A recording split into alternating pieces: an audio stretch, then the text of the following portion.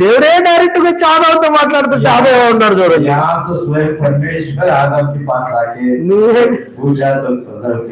నువ్వే ఆవరించింది నాకు అన్నాడు.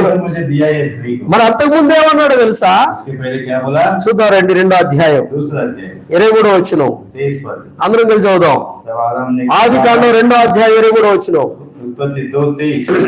అప్పుడు ఆదాము ఇట్లా, నా ఎముకలలో ఒక ఎముక, నా మాంసములో మాంసము, ఇది నరుల్లోని తీయబడును గనుక నారి అనబడును. చూసారండి, నా ఎముకల్లో ఒక ఎముక,